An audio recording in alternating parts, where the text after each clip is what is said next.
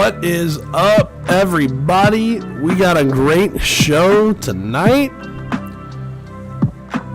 My friend Diana P is joining Average People Talking to talk about her theory on what's destroying America, and we are going to have an interesting back and forth, and I'm gonna put her theory to the test a little bit, and we'll see what shakes out. Should be a great conversation. We got some exciting stuff in the works coming up here in the near future. As we fade out the music, y'all can see my face in the kitchen.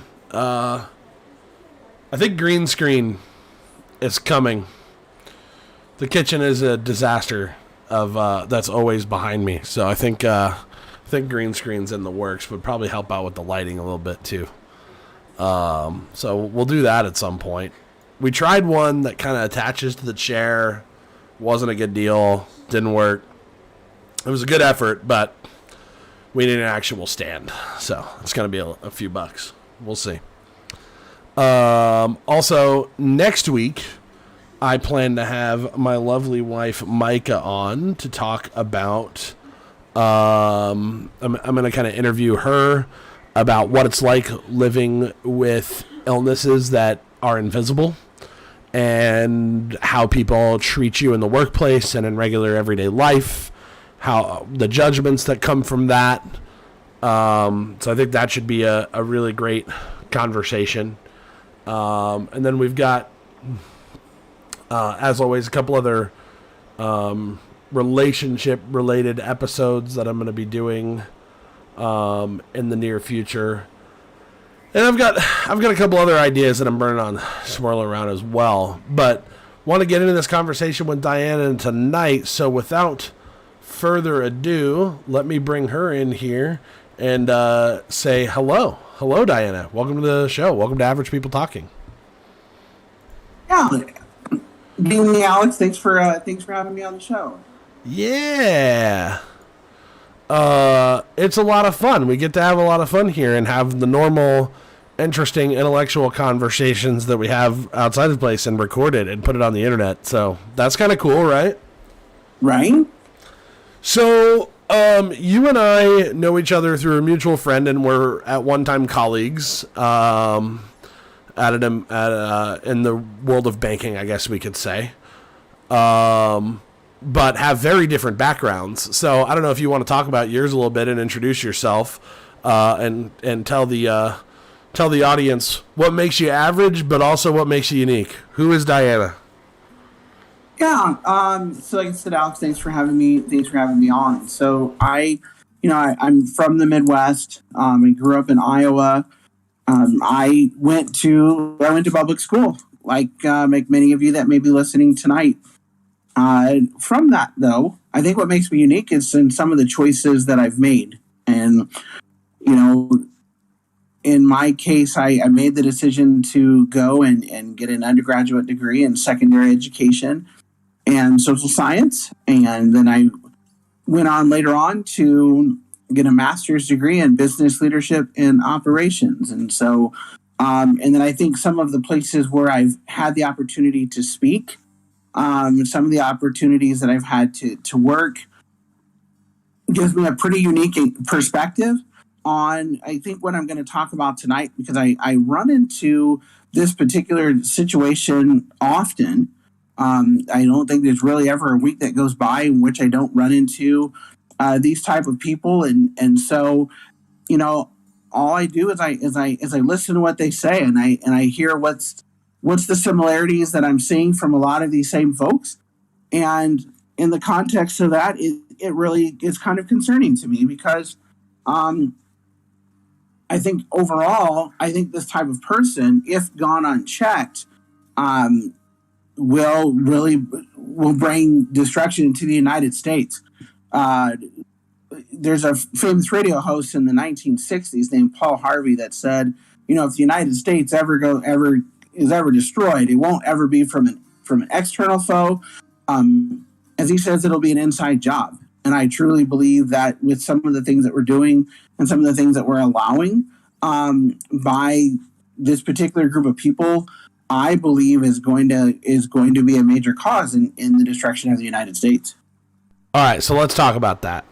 First of all, let me say I love that quote. It is accurate completely. I think it's been used at some times to demonize certain social movements by people who co-opt it, which I have a problem with. For people who want to reject positive change, so I'm always cautious with it, but it is a good one. I will also say that it seems to me to be mostly true. I mean, the only thing that could destroy us probably from the outside would be a nuclear war, and if that's the case, we're all dead by humanity. So, we're probably most likely going to rip ourselves apart as a country if there is an end to what makes the United States the United States. But let me start you there and ask you to lay out what you think is worth preserving, right? What is the United States as you see it, and therefore then is at risk of being destroyed? Talk about that for me, if you would. Yeah. So what is worth preserving? So the ideal that people have the ability to life, liberty, and I would add in a phrase, and the peaceful pursuit of happiness.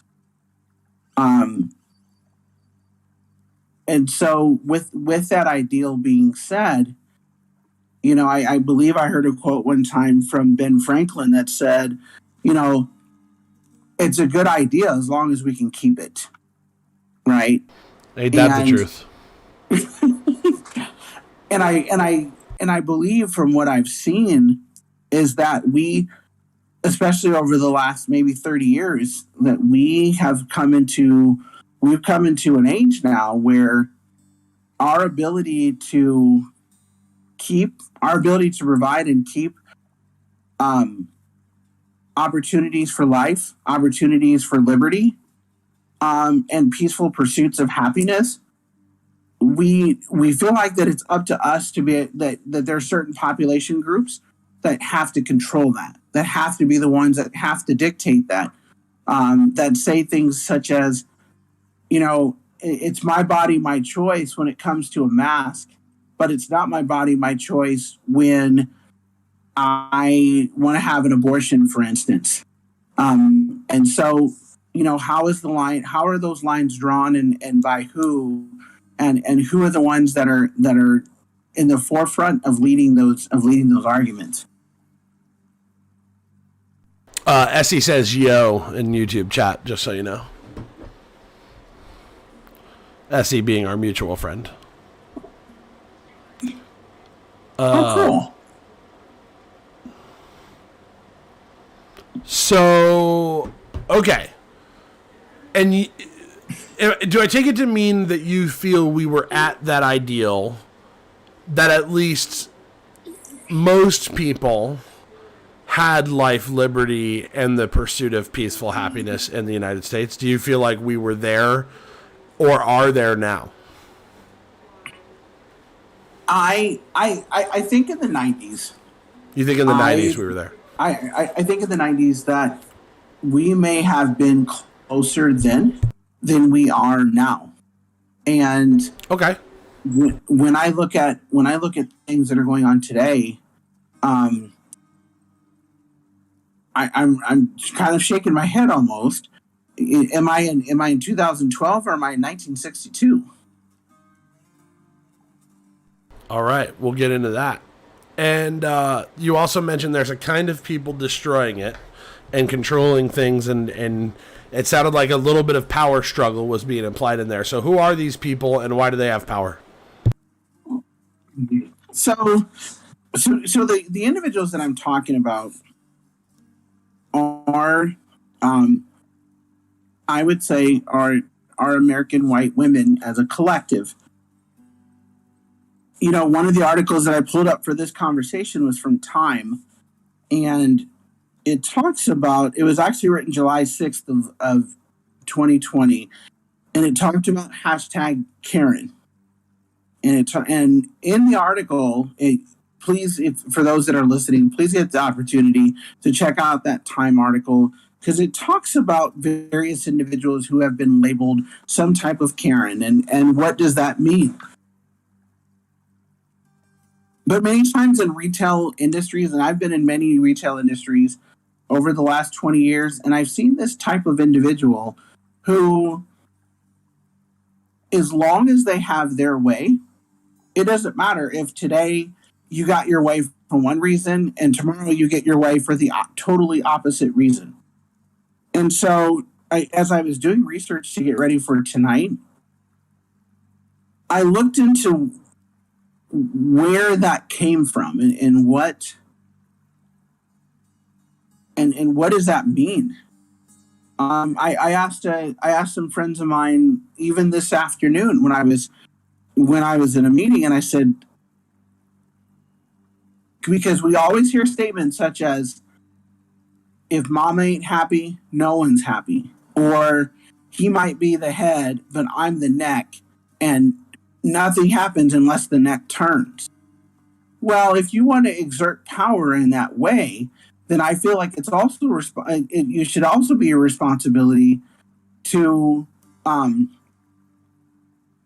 if you're going to be the one in power, like there's a song that's out there that says, if you're going to be the boss, you need to pay the cost.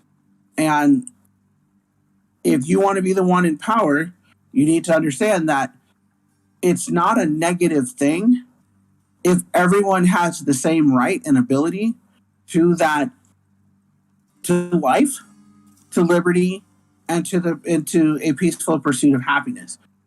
Not just in this case, it's okay, but in another, it's not. So going back to the mask thing, well, you're in favor of my body, my choice when it has to deal with a mask. I hear it all the time. I've signed many notary forms for people that want to get out of wearing a mask for either religious or medical exemptions. Primarily, most of them are religious.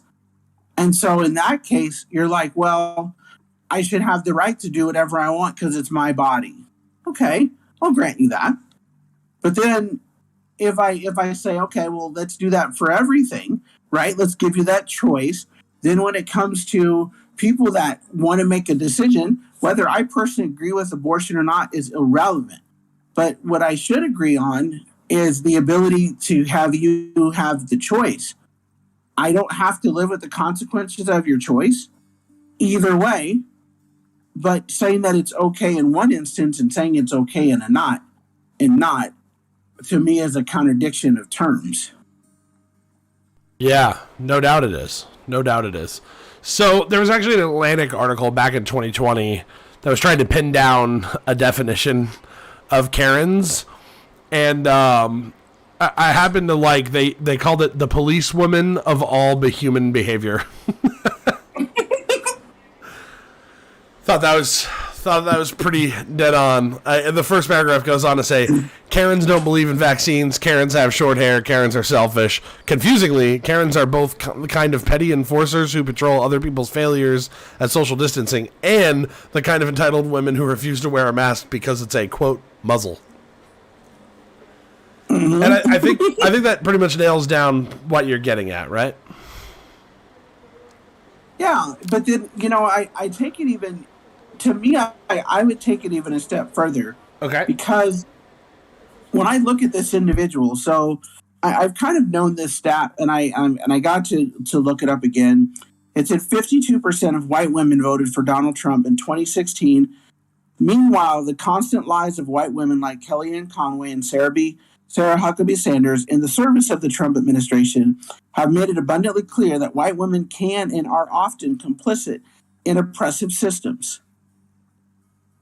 So as I read that in the Time article that I'm quoting from, to me that just kind of hits the nail right on the head. Like, you want to be in favor of somebody that you think will, quote unquote, make your life better, but in the end, will just pander to whatever nook and cranny that you want to adhere to at this moment. Okay. I think I'm with you so far, for the most part. I would first object to. I don't think there's a straight line from being a Karen to voting for Trump. Trump voters are a complicated array of things that I think have befuddled a lot of people for quite some time. But I would just say this. I don't think it's as malicious or complicit in oppressive systems as a lot of people on the left do. I think it has a lot more to do with underlying philosophical problems.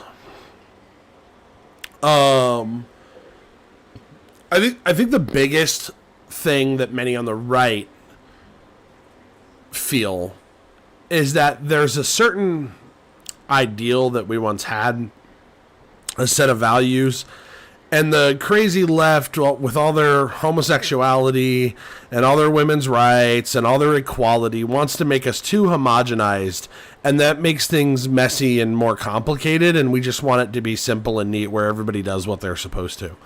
And I really think that underlying philosophical difference of stay the same or change is the software that's running on some of the voter base for the right.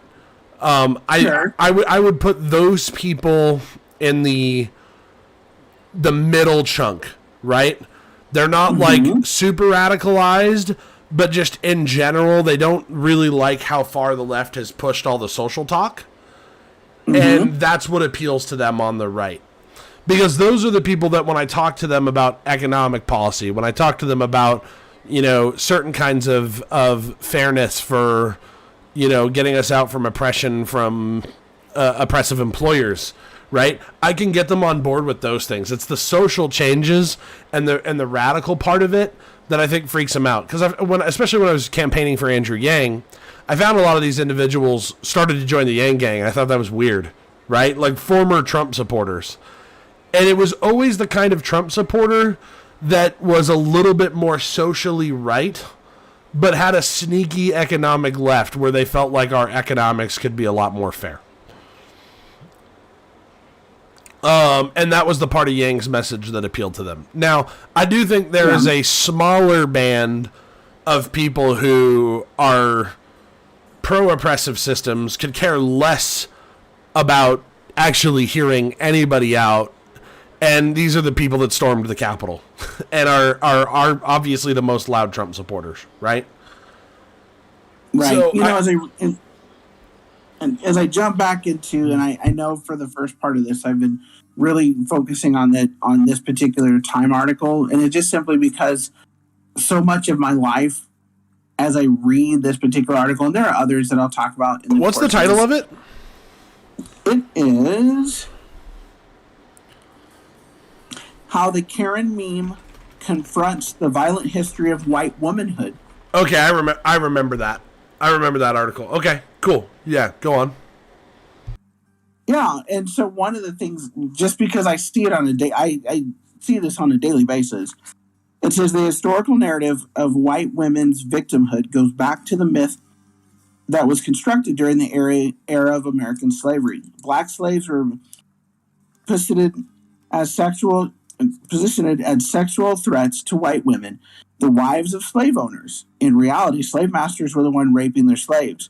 This ideology, however, perpetuated the idea that white women, who represents the good and the moral in American society, needed to be protected by white men at all costs, thus justifying racial violence towards black men or anyone that posed a threat to their power.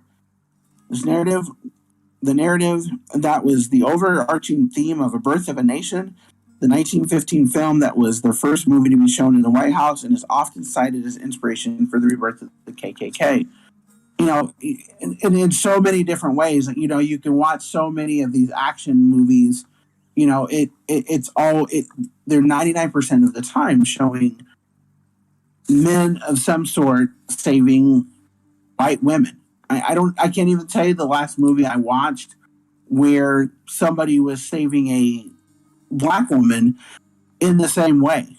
Even movies such as Die Hard, great, good, funny, good movie to watch. Christmas movie. It is a Christmas movie, right? We can agree? Yeah. Absolutely. Thank you. Hope you heard that, Micah. Die Hard Christmas movie. Diana agrees. She says we're both fucking wrong.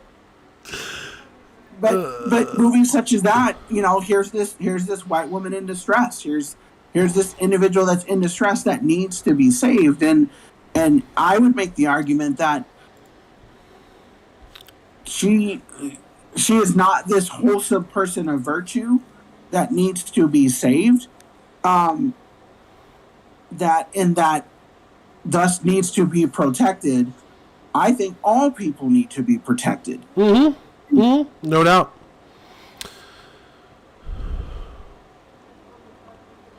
I will say that particular article came off of the back of the heat of, and I actually did an episode on this. I don't know if you saw this, but I went over the real story behind the Central Park Karen story, and that she was a familiar theme of that article, and there were tons of articles that were referencing her at the time, talking about the Karen meme, right? Mm-hmm. And how it became a symbol of racism. Did you know that guy actually did say a really serious threat to her before the camera turned on? No, I did not. But I have also lived a personal version of that. Sure. Before you go down that story, I'll just let you know, I don't think that this necessarily takes away from the overall thing. It's just you have to be careful with this situation and realize the harm that can be done. Because I won't recap the whole episode. Somebody can go back, and I talked about the real issue with the Central Park Karen story. I don't remember exactly what I titled the episode, but it was from a couple months ago. I actually did it with Liam. And the problem I had with it is the girl did some post-hoc interviews. The guy who was, had this vague threat thrown in his direction, which was like, I'm going to call the cops and tell them a black man is threatening my life. There's no doubt about it. In that moment, she was being completely racist. It's a horrible thing to say. She's trying to get power in that moment, right? Mm-hmm. Now, before the camera ever starts rolling, what he says to her, because she had her dog off the leash, and that was the whole reason why he approached her, is he's turned himself into a dog leash vigilante in Central Park. Okay. Was he approached her and basically was like, you need to put your dog on a leash. This is a protected area of the park, whatever, yada, yada. And she didn't comply as quickly as he would have liked. And he said to her, if you're going to do what you want to do, then I'm going to do what I want to do, and you're not going to like it. And then he admitted to all of this, by the way. He, direct quote, admitted to those exact words. And then proceeded to basically pull a dog treat out of nowhere. So this dude who is a bird watcher who doesn't even own a dog is walking around Central Park with dog treats because he's so ticked off at all these dog people who are in the park. And actually was also on a radio show previous to that admitting that he had a problem with the dog walkers in the park. So some kind of like town meeting or Central Park meeting or something, right? Mm-hmm. My problem with that story is, how did it get told? The story got told as, he's awesome, she's a Karen, had no justified reason to be scared. Well, she is pretty small, and he is pretty big. And to have somebody say that vague of a threat to you like that, at that point you feel powerless. So you see, you're trying to grasp, like the psychology behind a moment like that is you're trying to grasp for any possible thing that you could find power in. So I don't think that's an indictment on her as a quote-unquote Karen. I think that's an indictment on the fact that it is a threat to call the police on a black man. That's the real problem, is that that's a structural issue where that threat actually does give people power, right? Mm-hmm. That's the real problem we got to fix, and it's not with her individually. The reason why I bring all this up is, in the context of the threat, her actions are not forgivable, but a lot more understandable. Is that fair to say? No. You don't think so? No, and I'm going to give you 2 reasons why it's not. All right, let's hear it. So the first one happened to someone that I know. It won't go into the details on how I know this individual, but his ex-girlfriend, who was 6'4", about 280, he was 5'7", probably, 225, right? So they break up, and in the course of their breakup, he tells her to come to his apartment and get her stuff. Unabated, like there's no, he's sitting there watching the Super Bowl, and in the process of this, she decides to throw a tantrum because he won't let her use his car to drive the stuff out. He's like, we're breaking up. She says, I'm going to call the police because I know as a white woman they will come quickly. She proceeds to call the police, and with 2 minutes, we're at his apartment.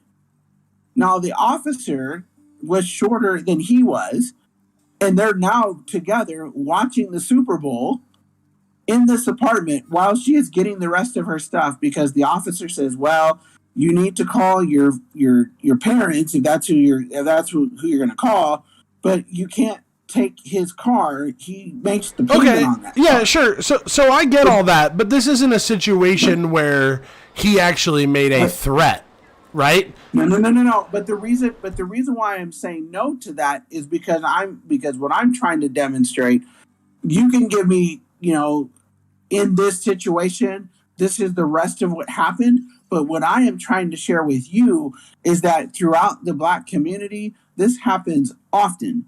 And not only just in the Black community, but this happens often anywhere. And so the situation with the breakup was just one.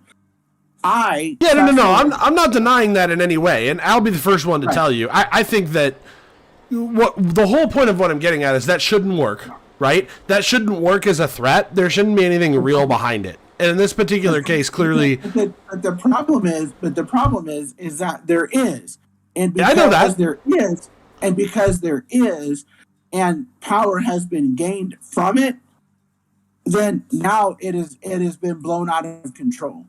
Okay, hold on though.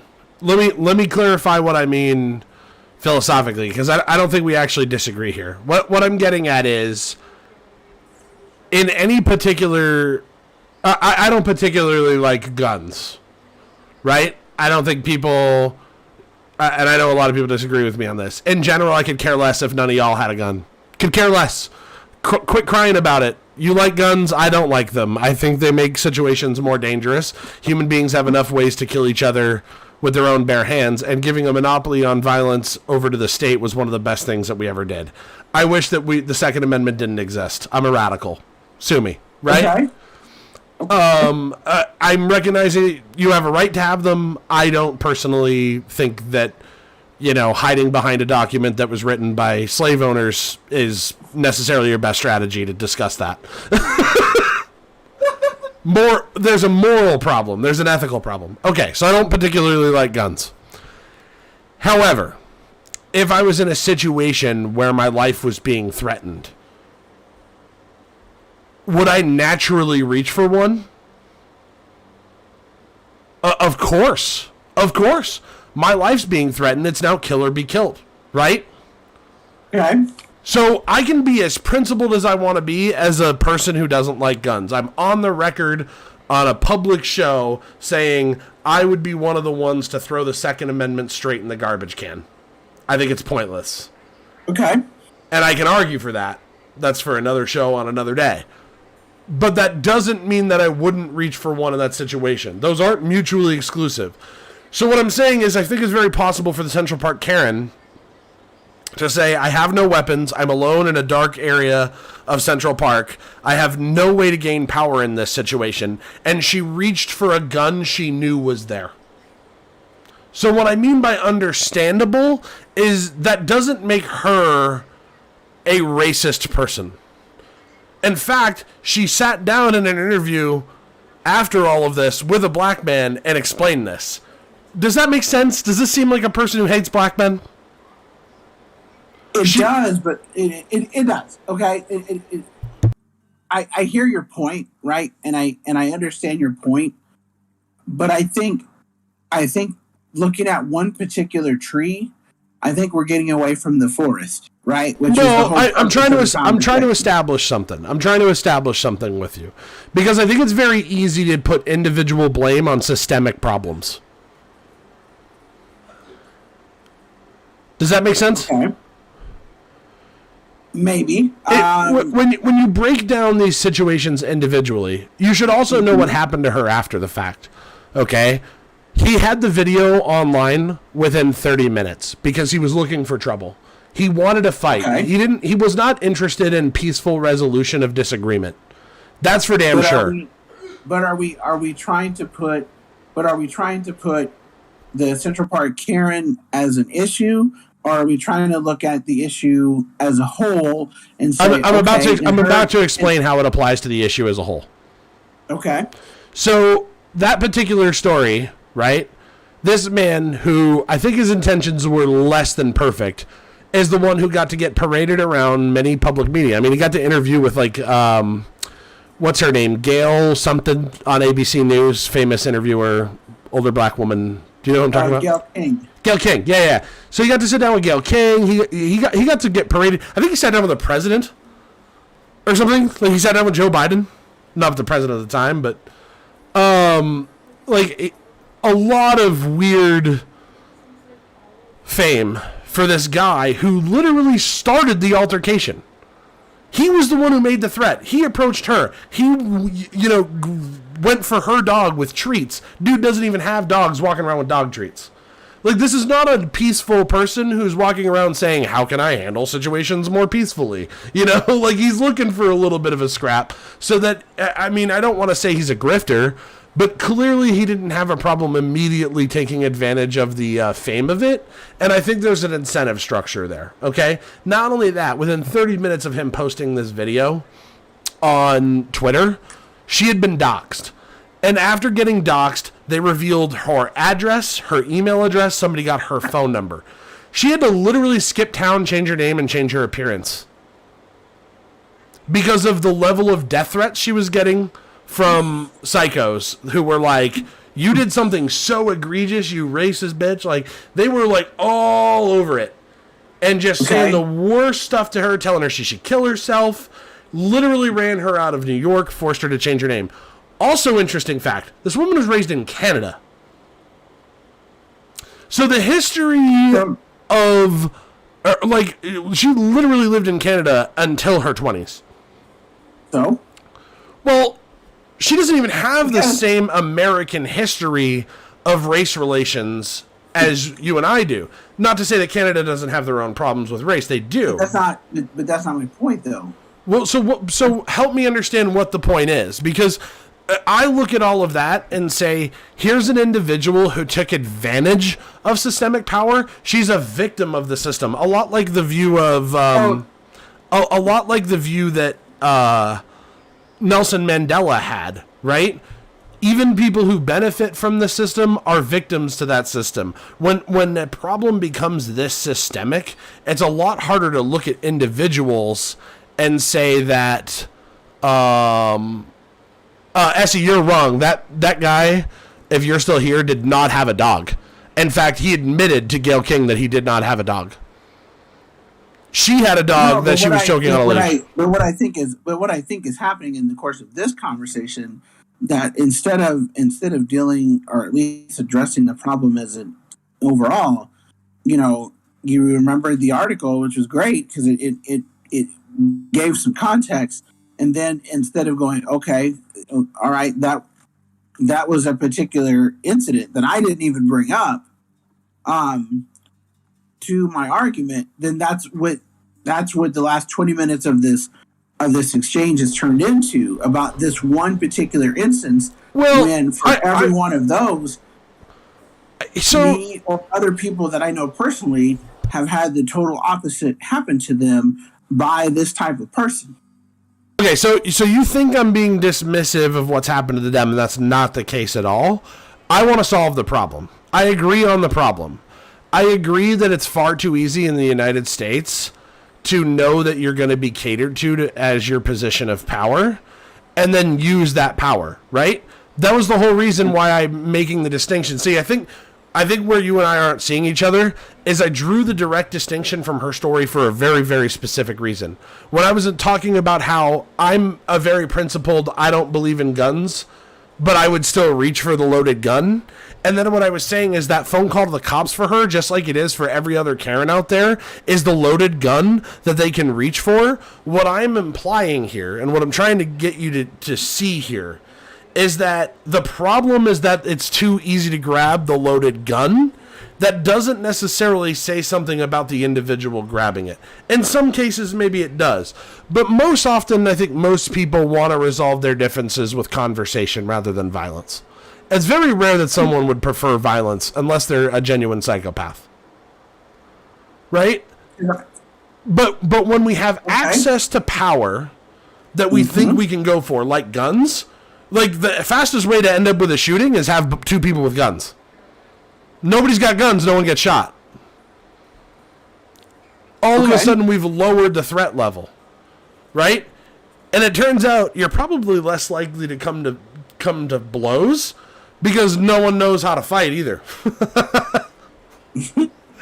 Like, unless you've been a trained fighter, you know that that's a dangerous situation, and you'd prefer to resolve that through conversation. And so I'm drawing an allegory to each one of these situations and saying, I agree that Karens are a problem. I just don't think the answer is let's look at shaming Karens.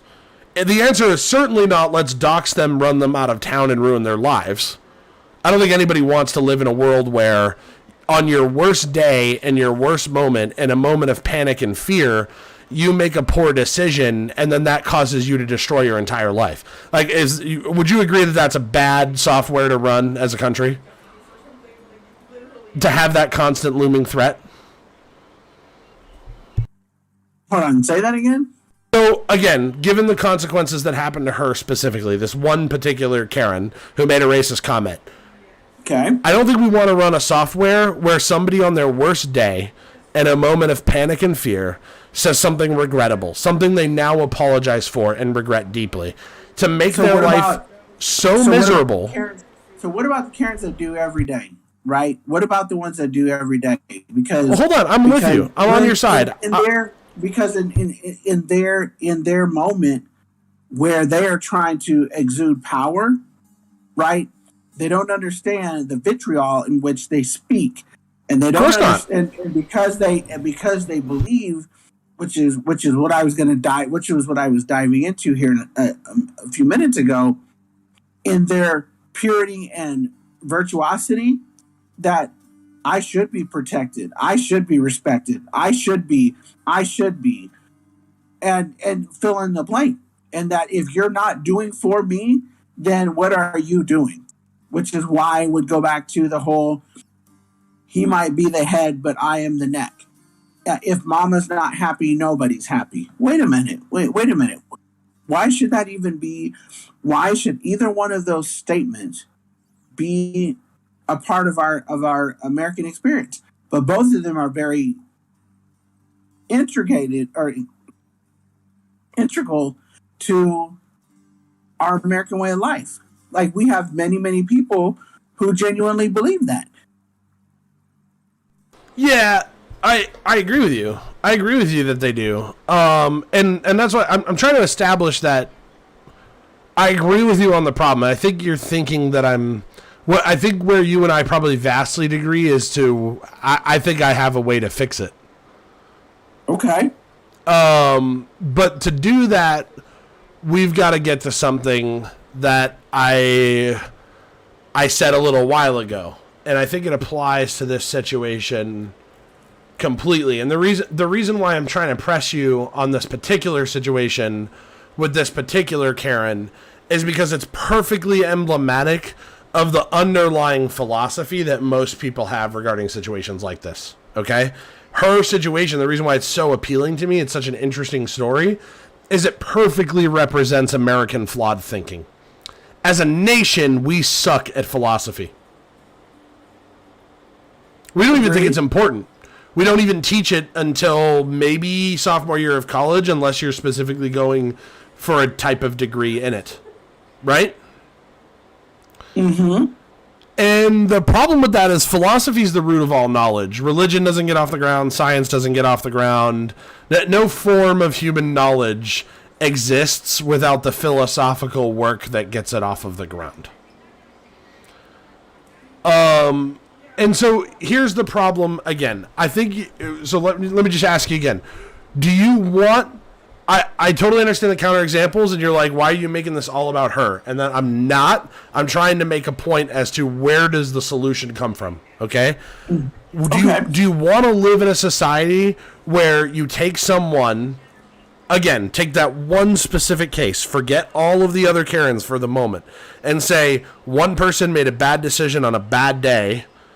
Should she have her life destroyed? Is that a just consequence for that moment? Keeping in mind that A, she was threatened, B, she feared for her life, and C, she reached for the only loaded gun she thought existed, which was a threat, a racist threat. Right? Okay. So is the software that you want to run on American society where doing that means you should have to move town, change your appearance, change your name, hide, and not be able to speak publicly about what happened to you? Lose your job, lose your livelihood. What did she deserve? But in the same light, why should I lose my job and lose my livelihood because I didn't respect the wishes of a person like that on the other side? I'm with you 100%. Because that happens more, and I would say that happens more from what I witnessed personally. So you wouldn't want either, though. Community than anything. You wouldn't want either, though, right? I'm not talking about quantities. I'm just saying neither of those are a good resolution to the problem. No. You shouldn't have to, as a black woman, be subject to the whims of powerful white women who know that they have some sort of power over you and that the world should bow to them, right? And just as much as the moment where they take advantage of it and use it shouldn't necessarily result in the destruction of everything that they love and hold dear and know, because that's probably extreme. I think those two things can coexist. Is that fair? Okay. So where's the problem? I said this a little while ago.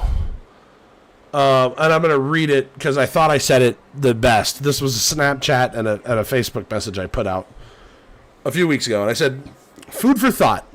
At bottom, all our struggles and disagreements in society, and even interpersonally, between two people, come down to fundamental philosophical differences, which require argument to resolve. They require argument because the Socratic method is still the best way to dig at knowledge, to provide arguments and evidence, and to see if it holds up to all counter-arguments. Now, the correct thing that you should do is, if it doesn't hold up, we try again to either make our argument better, but if we fail to, then we know we should accept the new position laid out by the counter-argument. That's the method that gave us the root of all human knowledge, but nobody knows about it anymore. It's not even something you learn in high school. So instead of resolving these differences and addressing these fundamental problems, we give up 10 minutes in because it's too difficult to think about or talk about, and we'd rather just not offend anyone or be offended ourselves. LGBTQ issues all come down to what someone believes about ethical systems, culture, and science. Economic issues come down to philosophical differences regarding rights, especially property rights. Issues regarding race follow for that as well. Obviously, I was implying slavery and its results there. All of this is philosophical, yet people just bury their head in the sand and say, not my problem. Well, now, the biggest threat, climate change, is all of our problems, and we won't solve it because we have no idea how to resolve differences in so-called opinion. This was what I did before my episode, The Opinion Shield. I was trying to draw a contrast to, you don't get to have an opinion if you present a position and someone starts counter-arguing for it. It's not okay to just walk away and be like, well, that's just your opinion, man. Like, that doesn't work, right? There are right and wrong answers to these tough questions. Whether a God exists or cares what we do, whether somebody earned their wealth, whether gender is real, whether race is real, and so much more, we should actually do the tough, difficult work of getting these questions right. So in this particular case, where does the actual power imbalance come from right now in your view that leads it to even be possible that calling the police and saying, hey, a black man is threatening my life or something like that? Like, where does that actual power imbalance come from that makes that possible?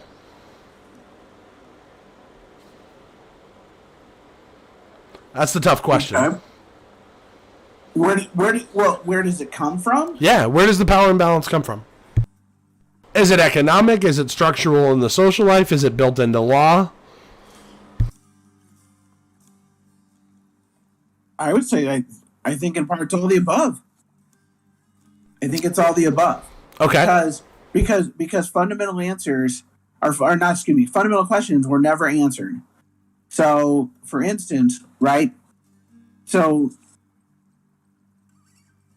in the American experience, we had an opportunity to answer those questions, right? Could we have two different people of quote unquote different what we now call racial backgrounds?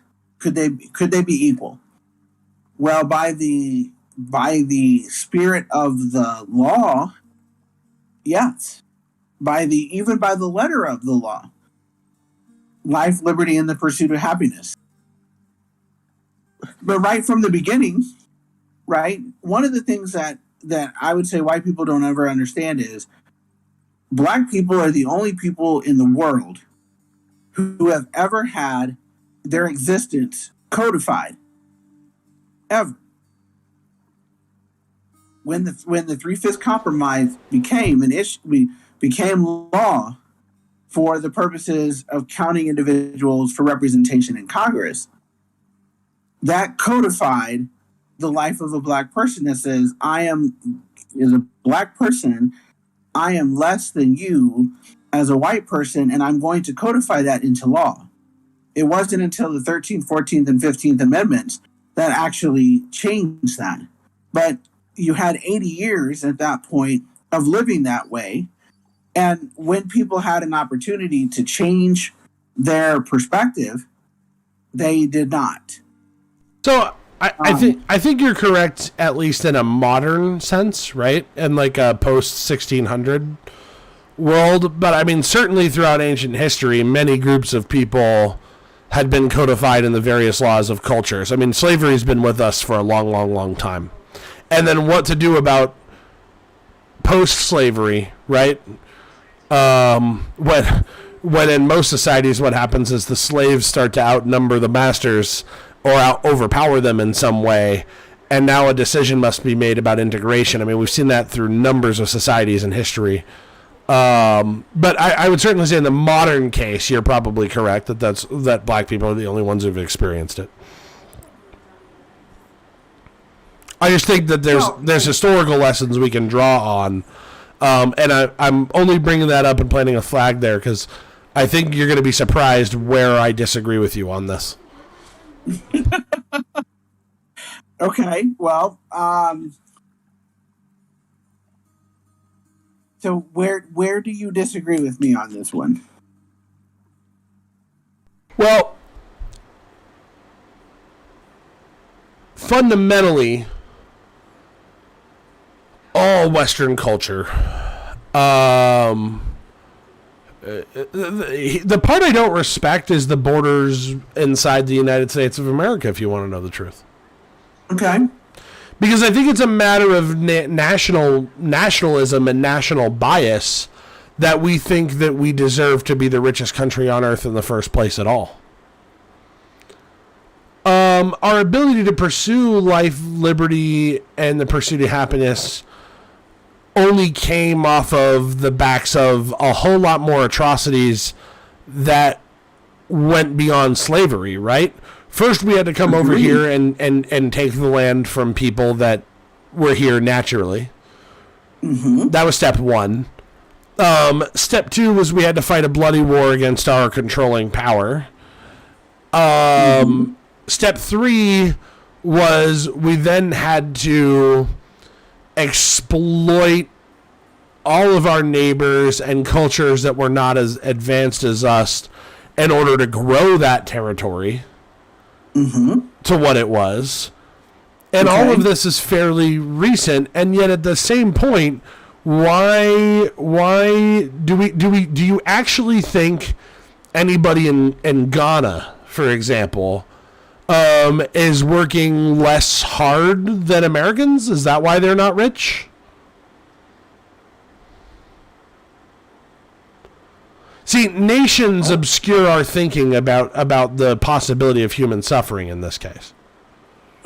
Because even if you resolved the problem of the inequalities of Americans themselves, you won't have resolved the problem of human inequality in the world.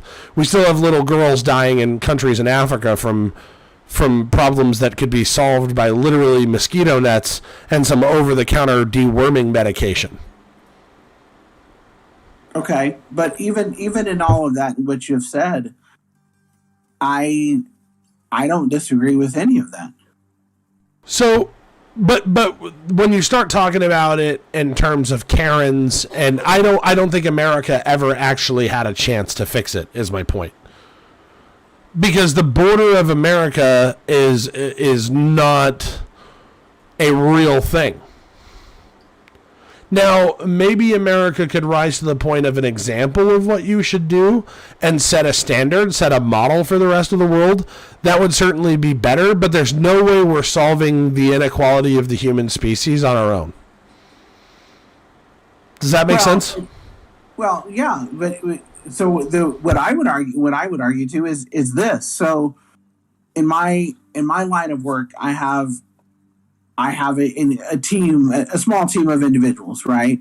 And then there are other locations who also have teams of individuals as well. So collectively, we're under the same banner, right? Yep. But within each of our own collective offices, right?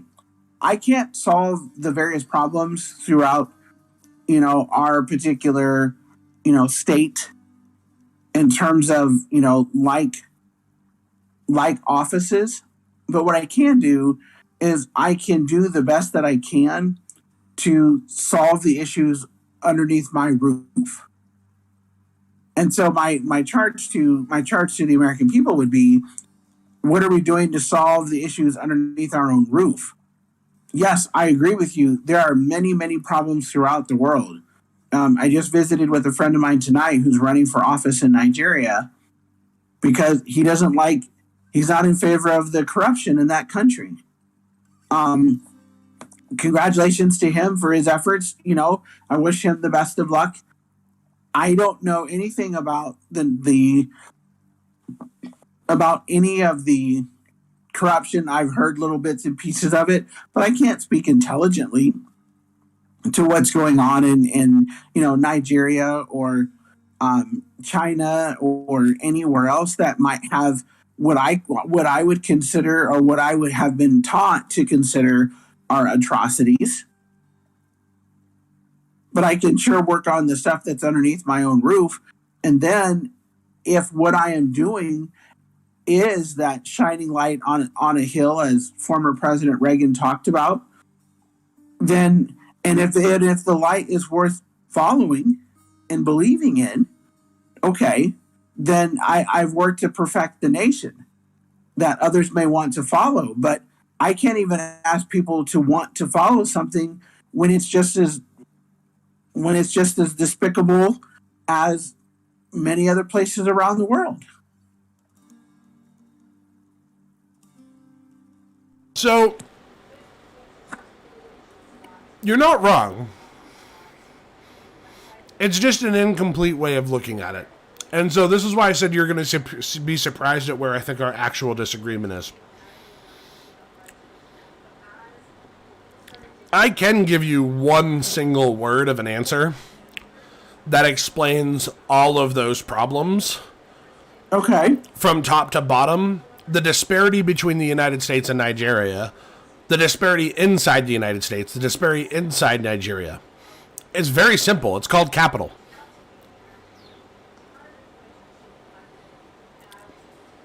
The moment we agreed that some people have a right to an excess of property, more than what they need in terms of survival, right? The moment we agreed to bake excess into the disparities between people, we allowed for a range of possibilities that have seeming human well-being and bliss on one end of the spectrum and abject misery on the other. It's exactly that type of disparity that allows for some other countries to be exploited in trade deals. It's exactly that type of disparity that means that somebody who works hard can't get enough resources to survive. Again, I don't think anybody thinks the people of Ghana aren't waking up and having to do just as much work as the people in the United States are every day, except their work nets them not very much in terms of what you and I would consider a comfortable life. And for you and I, we can go to work and at least get quite a bit more than that. Now, the disparity in the United States is starting to become wider and wider to where we get less and less of a piece of it, right? Because in late capitalism, it's starting to rebound to the point where, you know, the disparities between the wealthy and the non are becoming egregious. But that is always the cycle of capitalism. It's unavoidable. The wealthy will never agree to spread their wealth. Not willingly. Not without the collective putting pressure on them. But we've protected them in American society. And so, number one, the American wealthy got their wealth through slave labor. At first. And then we convinced ourselves that slavery was over. And yet, the reason why I'm saying what I think our disagreement is going to surprise you is, do you think right now, this is going to be the tough question, because I'm not supposed to say this as a white guy, but do you think poor whites in the South are slaves today?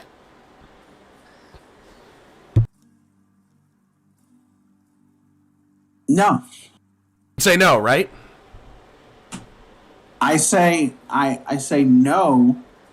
I say no because at the end of the day, even though they are poor and white, and if they would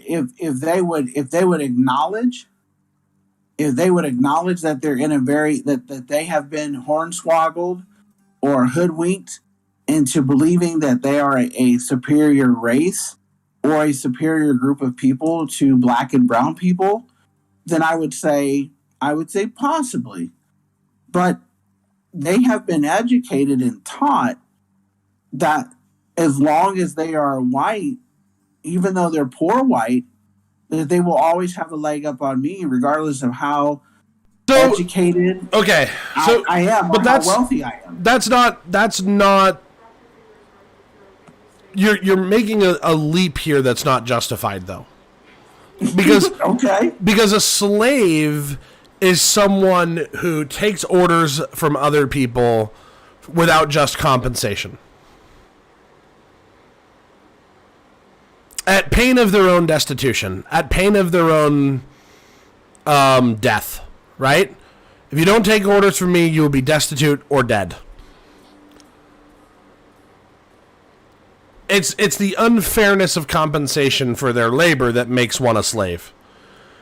You're adding in race and all of that.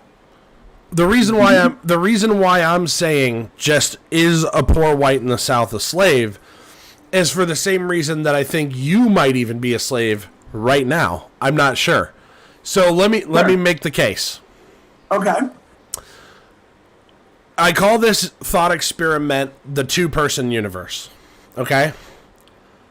If you have a universe that starts off and there is one person there, just one person. We're not even going to give this person any kind of identity, just one adult, fully capable person.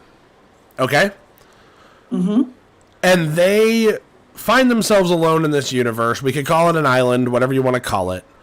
And they have a basic belief about property rights. So they think, okay, I'm alone. All of this seems to be unclaimed. It's mine now. And they spend the next 10 years toiling. They work hard to build shelter, to gather ways to consistently make food. They put a lot of effort into it. 10 years is a long time, right? But now life has gotten comfortable and they have an abundance. And now the work isn't quite so much. They have to do the maintenance, but the hard work's been done. The shelter is built. You know, at this point, they're at a maintenance level, right? Mm-hmm. Now, all of a sudden, a second person is dropped onto this island.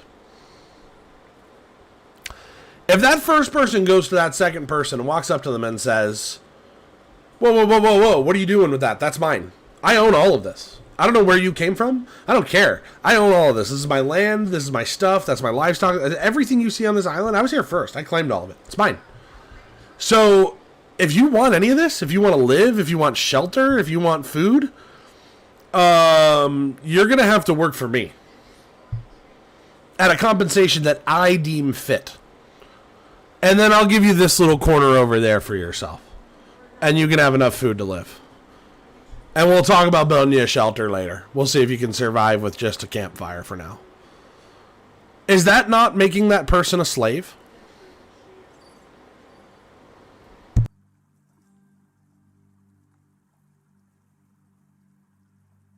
Would you agree that that person is now a slave?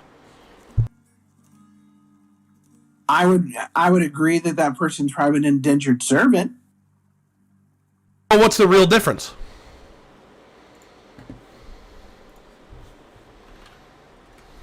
Because, so I'm looking up the definition of a slave, right? I pulled it up here on the dictionary.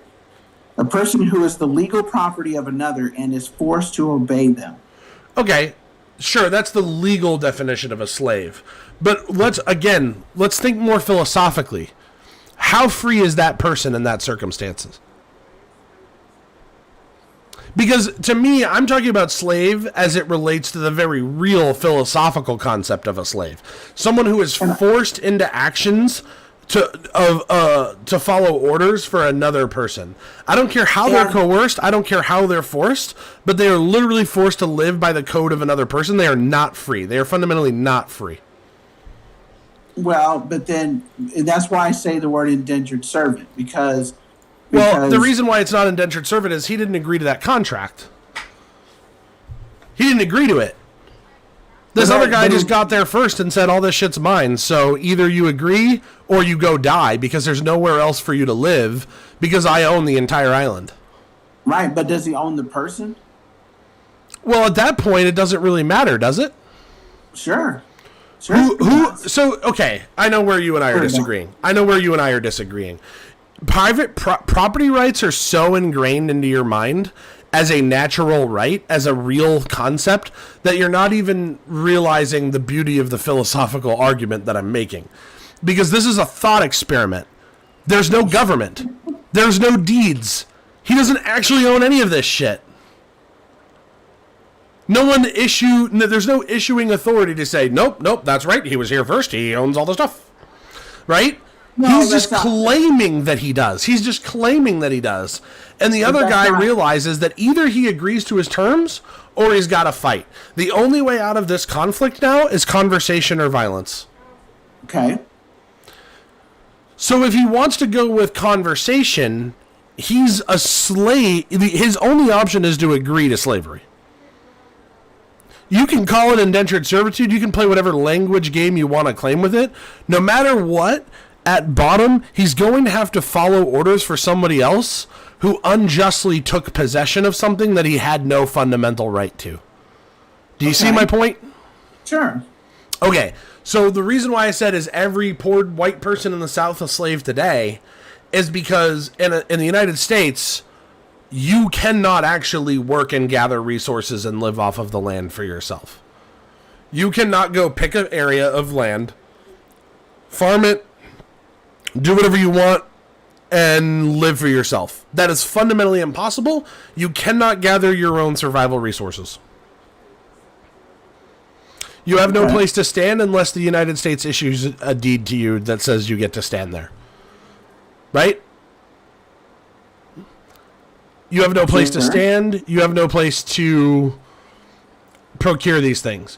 So no matter what you do, you have to go to people with more property and more privileges than you, and more or less take orders from them to get them to agree to give you some of their resources. Whether it's self-employment or employment at a big corporation or employment at your locally owned grocery store. It does not matter which one you do. You're taking orders from people with more privileges than you who can dictate how you have to live your life, and they get to dictate how much of their property they're willing to give to you. It's slavery.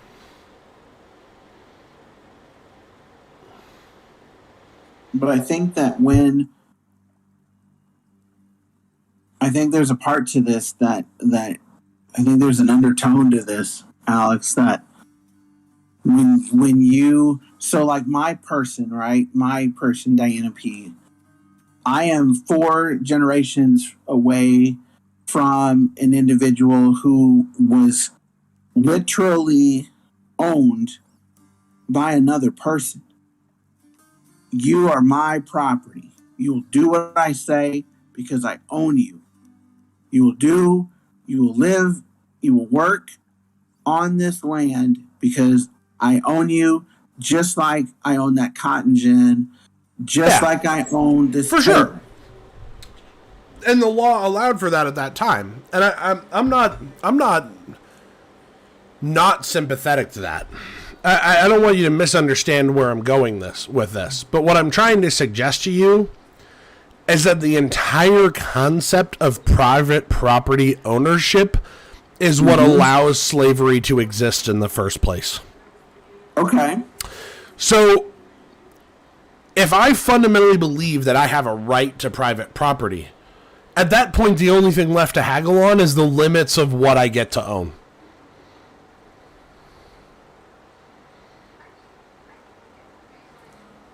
Okay. So it becomes a negotiation with everyone else in society. And we've tacitly allowed in the United States a handful of small, mostly white, mostly older men for far too long to own the most property. Right? Mm-hmm.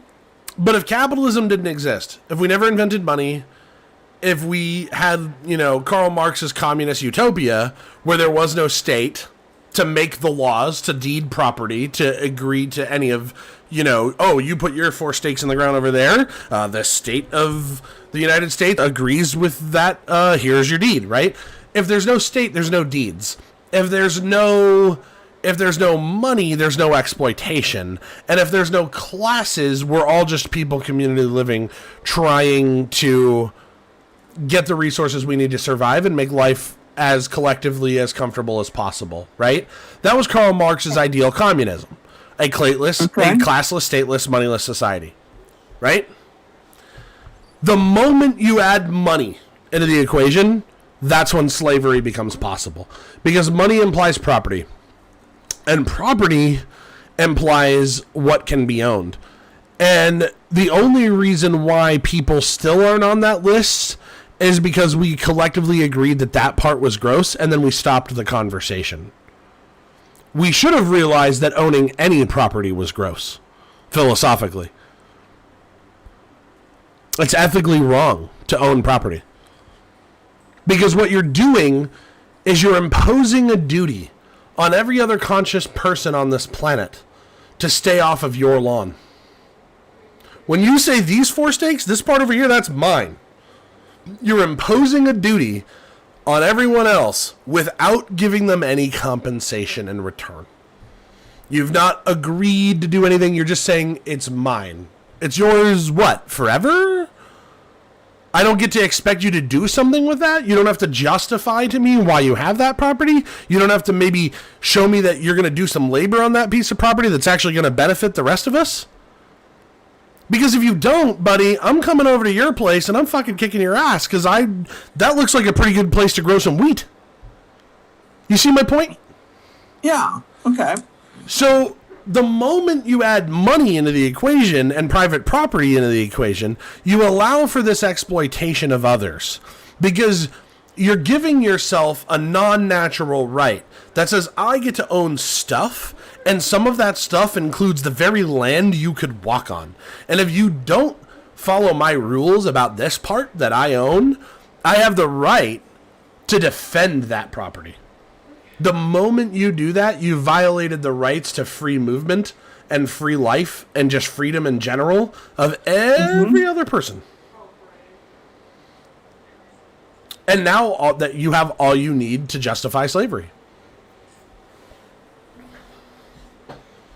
This is my point about philosophical differences underneath all of this are the real problem, because these conversations are difficult to have and people don't want to have them. Nobody wants to admit that maybe that American dream you've been working towards of owning a bunch of shit and like having a super nice life only comes at the expense of making everyone else's life miserable. And by and large, that's what the United States does. We make half the world miserable so our life can be good. We've got little kids jumping out of fucking buildings in China so that you can have a fucking iPad. That's the thing we don't want to admit to ourselves, because then we're just as guilty, regardless of race, creed, sex, gender, all of it. By living in America, we are a living oppression of half of the world. That's a tough one to swallow, because you want to be on the good side. You want to be part of that team that's fighting against that American oppression that has left black people in America in such a shitty spot. And it has. Don't get me wrong. I'm not trying to flip the switch. I'm not trying to change it. But what I'm saying is the underlying philosophical difference here would make you a lot more uncomfortable, because you realize you're guilty of the same crime you're trying to accuse the white man of, right? Am I making any sense? I hear it. I do hear what you're saying, right? I hear what you're saying, except for there's one point. You brought me here. I never willingly came over here. You brought me here as a part of, and I when I say you, white people brought us over here. We weren't native to this land. And in the context of that, when those decisions were made to bring us over here, then we became part of the conversation, because we didn't have to come here. We didn't have to be here, at least not in the numbers in which we are here. But now that we are here, because we were forced to be here, we were treated as property and forced to be here against our will. Now we're saying, hey, wait a minute. But you're free to leave now, aren't you? Huh? You're free to leave now, aren't you? Sure. But that's an easy cop out answer, because it would be, it's just like telling people, well, there's nothing that's binding you here. You can go back, and my question would be, go back to where? Because you can say, well, go back. I didn't say go back to anywhere. Hold on, you're trying to get me in trouble on streaming platforms, okay, Diana? Let's be fair to me. I did not say go back to anywhere. I said you're free to leave. I didn't say where to. Right, but that's my argument, though, is because this is the only place, this is the only land that I've ever known. Sure. So although I am free to leave, the question is free to leave to go where? So I think the thing is, and what's different about you and I, is I'm not looking for anyone to blame. And maybe you're not either, but I suspect at some level you are. At some level, you feel like it's fucked up and someone should be responsible for it, right? No, what I'm saying is what I'm saying. So I'm going to use my person. Okay. When I make mistakes and I manage people, when I make mistakes, I am sometimes told I have to own those mistakes. Okay. Yeah, I think And that's so wrong. I'm like, okay, I get it, but here we are. Okay. All that I am suggesting is that I'm not saying so much to blame in terms of it's your fault, as much as I want you to say I'm willing to own it, and thus I'm open to a a solution that allows for us to be even. See, what I'm with you 100%, but what I'm trying to get you to see is your solution stops short of actually solving the problem. Okay. Because your solution would be, and I'm presuming here, but I think it's fair to presume, something that pays fair recompense for the plight of black Americans, fixes our laws, gets back to the just ideal of American society, right? I'm not even saying that because here's the thing. I'm not even saying that I would say anything in regards to like a reparation.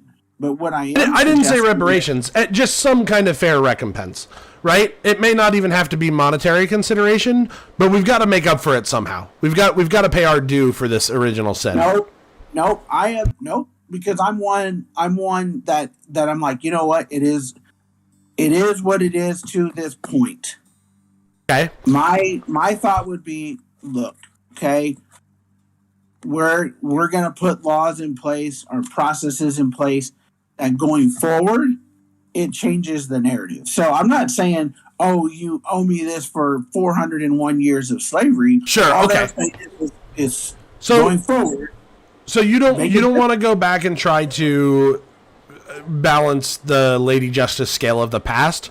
You just want the scale to be even moving forward. That's right. Okay. So my point is the reason why your idea stops short is unless you can actually create communist society, you will always have inequality. And I don't mean to be presumptuous, but in past talks with you, I haven't gotten the impression that you are a communist. And now you're like, I don't know, maybe I am. No, I'm kidding. No, I would say that I'm probably more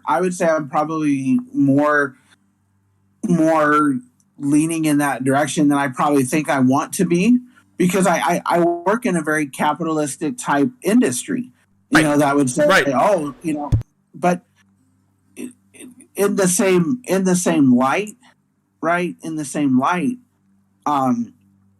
like I was talking about the guy that's running for office in Nigeria.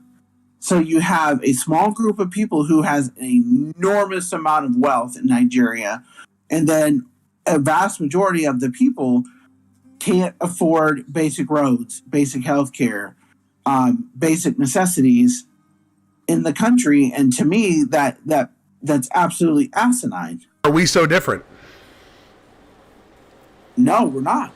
Anymore, we're not, right? We're talking about a country where 60+% of people can't afford an unexpected $500 expense. The most common reason for bankruptcy is medical debt.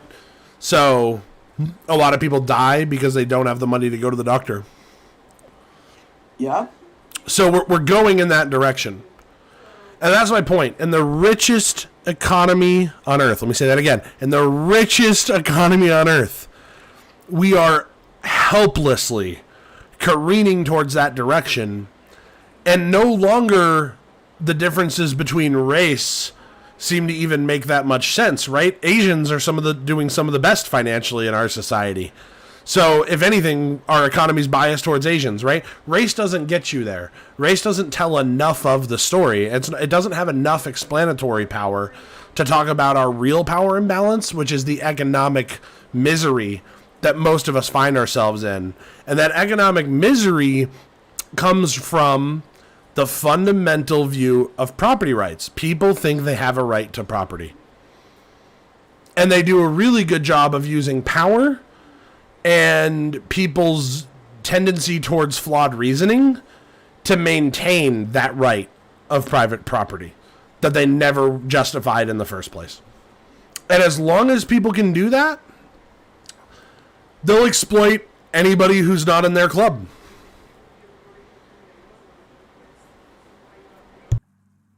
It's not limited to race. And it's certainly not limited to gender, and it's certainly not limited to age, and it's certainly not limited to this time period. Because it's been progressively going this direction for generations. And we're not the only country doing it. There are some countries that do a better job evening the scales, but even at bottom, they're still capitalist, and they'll still be like victim to the same possible problems. And we're not talking about any of the philosophy of it, are we? We're already, you and I, right now, at this point in this conversation, have talked about this subject in a way that I promise you almost no one has heard on any radio show in the United States, other than if they listen to some really radical thinkers who aren't very popular. Right. So my point is, as a whole, if you really want to fix this, we've got to address the philosophical problems underneath of what are property rights and are they justified. And until such a time that we come to agree that turns out property rights aren't justified, no one has a right to private property. Now what do we do with all of our stuff, and how do we create a society that's respectful of that fact, right? Until we get there, we're just going to keep careening towards this problem. And what it's going to do is do what it's done at every point throughout history. Lead to mass revolution. Except this time, human beings have the capacity for the most amount of damage to each other that they ever have in world history. Which makes that very, very scary to me. Right. So we're going to all have to start at least giving a shit a little bit about philosophy to fix this. Yeah. Because in a couple small ways, I've given you arguments that are very palatable that make, I mean, you probably haven't spent a lot of time, I'm going to guess, before having this conversation with me. And we sort of prefaced this the other night a little bit when we were talking in preparation for this. But I'm going to guess you haven't spent a lot of lost sleep over, I wonder if I have a right to stuff.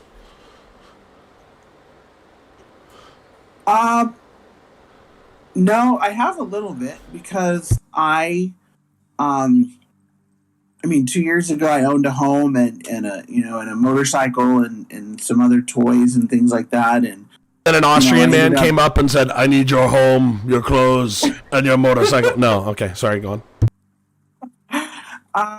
And I sold all those things and I was just like, because I started to ask the questions of like, why do I need this? What does this say about my person that I own these depreciating assets, right? Like, what does it say that I own a home?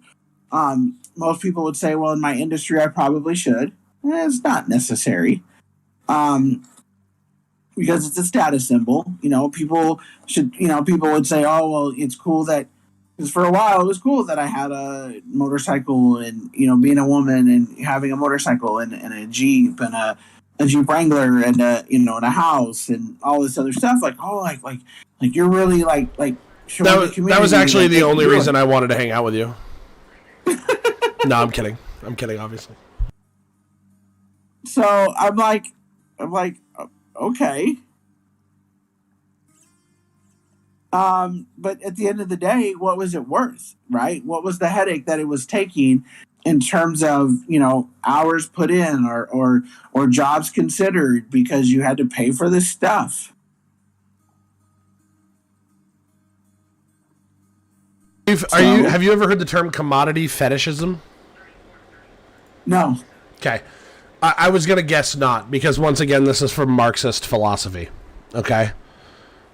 And essentially, commodity fetishism is what happens after money enters into the market in a way where it becomes capital. In other words, our problem is no longer whether or not we can produce of what we need. The problem is we can now produce an overabundance, more than what we need. So we start to see value as inherent to the commodities itself in terms of dollars and cents. I think I started to talk to you about this the other night. I just didn't name it. But it's the Pokemon card analogy, right? It's like you no longer see the Pokemon card as the labor and the art and the thinking behind the card and everything that went into creating it. You just see it as whatever current market value it holds. And that's why those items that you were referring to, your motorcycle, your house, your Jeep, felt fundamentally empty to you. That's exactly why. It's because in that context, in that space, you are left with these things that only have value in terms of the social capital that they actually end up earning you. And you realize that most of that's hollow, right? If somebody's just your friend because you've got the motorcycle and the Jeep, not necessarily a good reason to be their friend. Right. And so you start to realize that the value that you had placed on these items isn't really there underneath of it. There's this social relation underneath.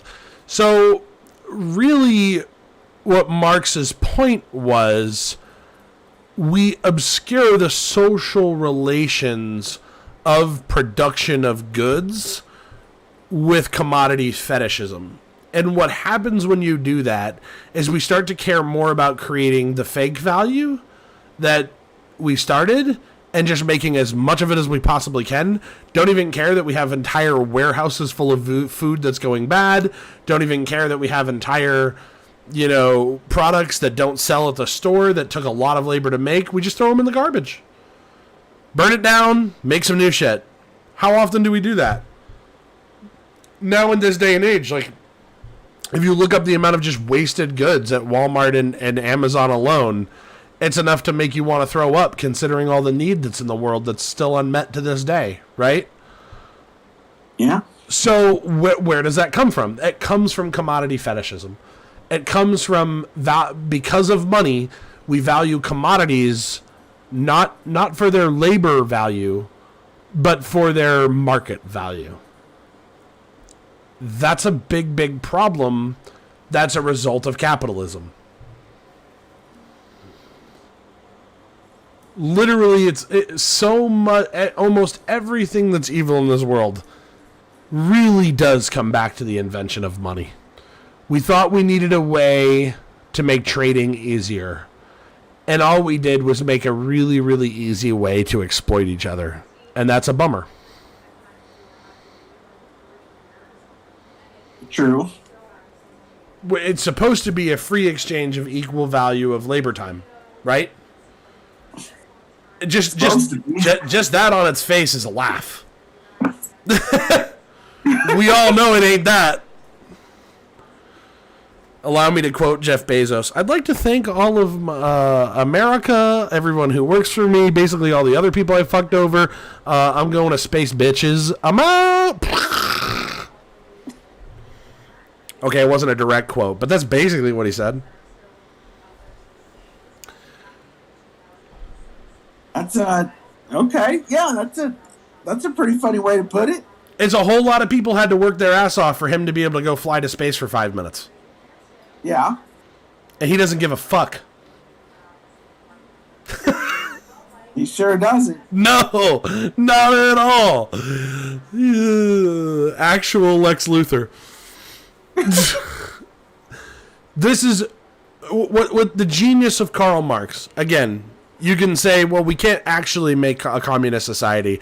You can make whatever argument you want after that. The underlying philosophy of Marx is fairly undeniable, right? He was correct that money causes commodity fetishism, that there is this boom-bust cycle of capitalist economies that ultimately result in revolution and collapse every single time throughout history. How many times do you have to read the same frickin' story in your history book before you know that it's true? Greece, Rome, the original British Empire. The British Empire alone has gone through 4 boom-bust cycles that have resulted in the near collapse of their country ever even existing. And we just go through life pretending it won't happen again because we're time biased. It probably won't be in our lifetimes. It probably won't get that bad in our lifetime. So why worry about it today? Why think about it? Why do the hard philosophical work? Why have to address the fact that Marx was right and maybe had some of the wrong ideas on solutions? There's got to be a way to at least beat back some of these inequities in lieu of the fact that you and I don't have the fundamental right to personal property. Or not personal property, private property, excuse me.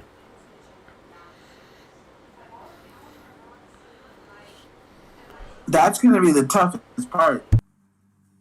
Isn't it? Because once you deal with the issue of property, right, which is where the origin of slavery would come from, because you're like, hey, if nobody has personal property of any sort, well, that means that you can't own people either.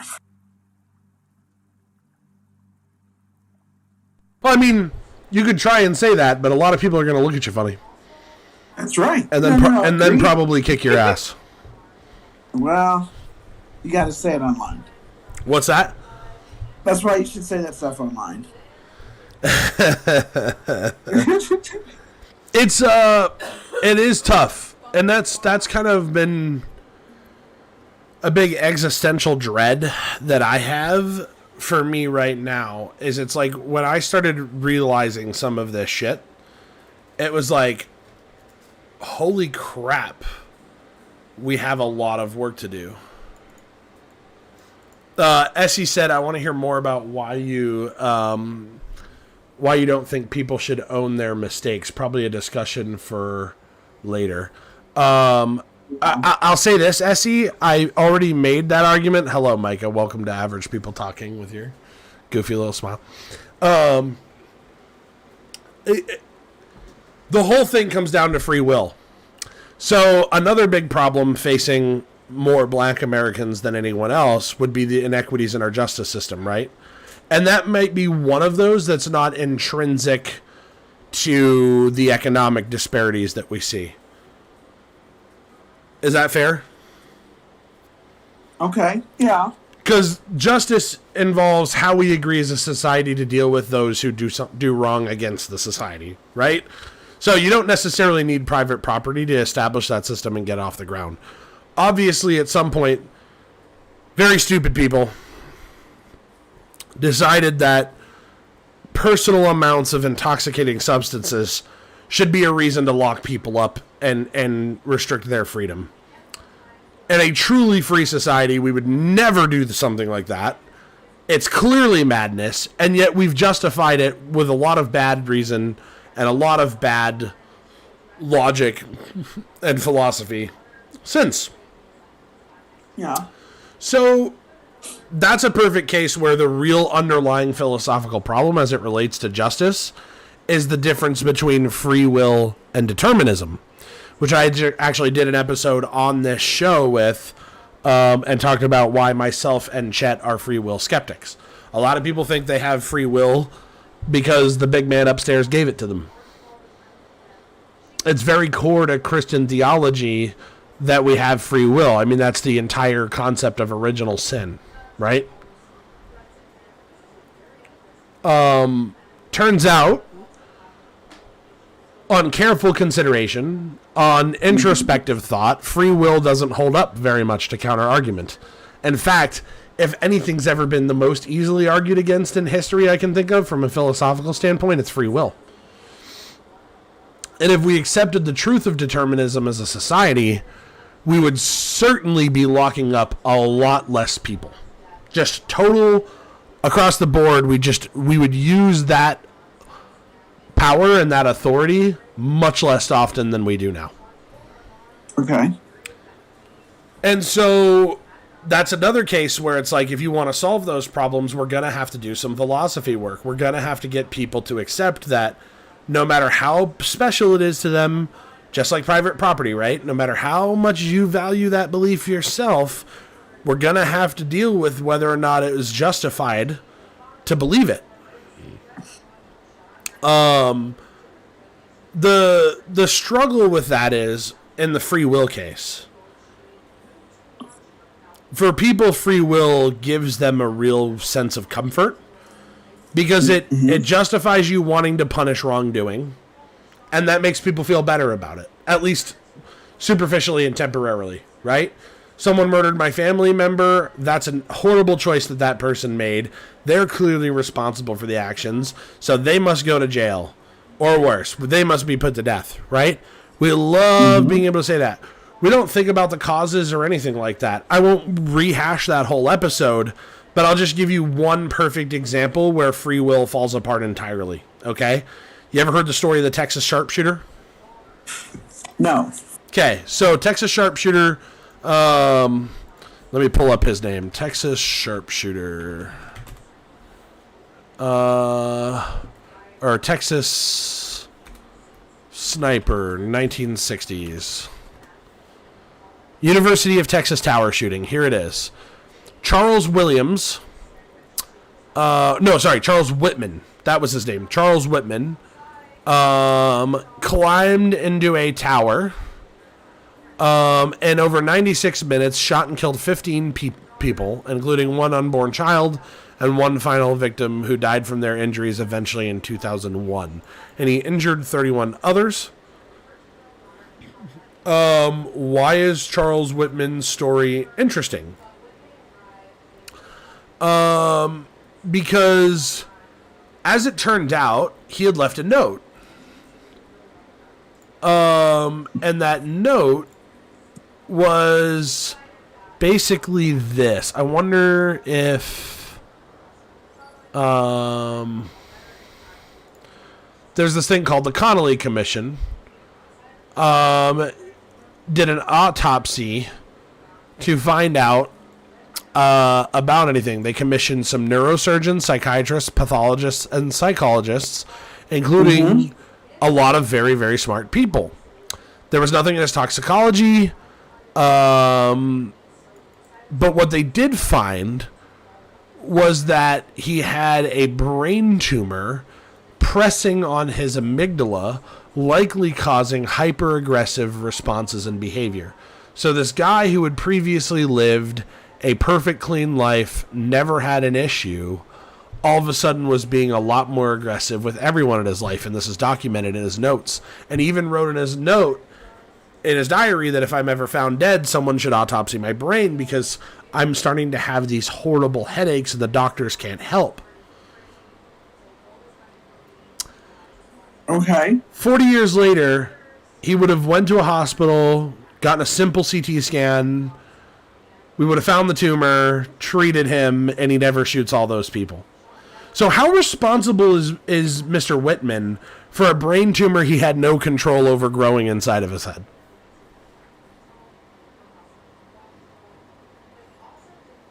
Fair enough. My answer is zero, right?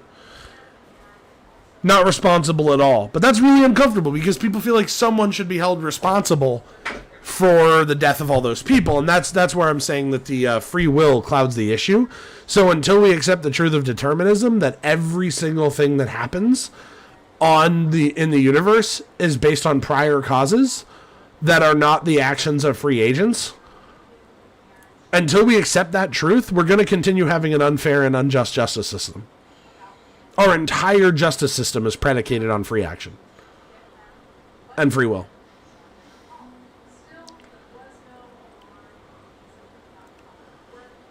Okay. So you can talk to me about racial inequality in the justice system, and I'm like, how about just the justice system is fundamentally flawed and based on bad philosophy? You see my point? We've got to solve the one level higher problem for each of these things in society if we want it to get better. The LGBTQ issue. Once again, is divine command theory correct? Or is there some other moral philosophy at work? Do we all tend to agree to a more consequentialist, more utilitarian type philosophy?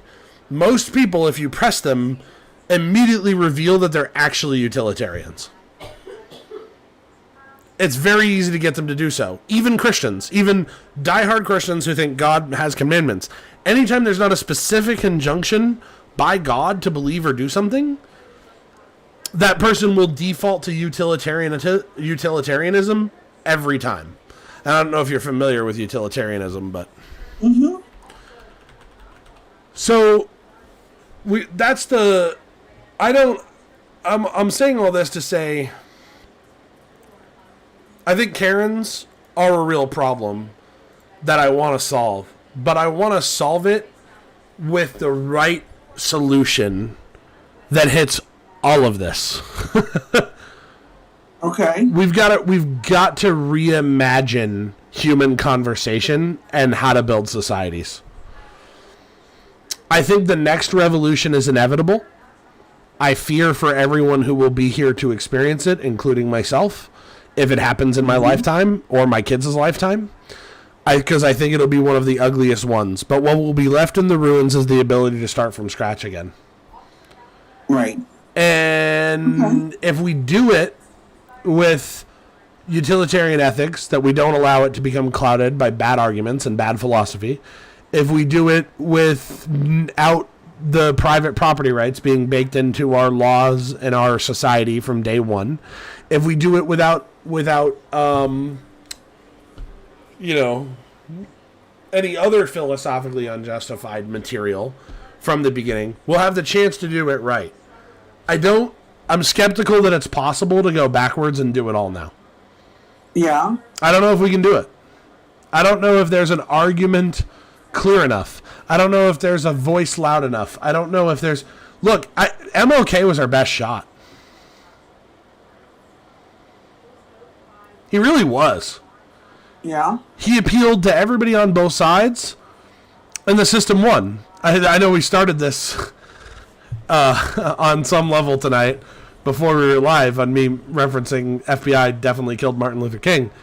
But it's like, man, every time someone has that reasonable of a voice, the powerful find a way to make them disappear.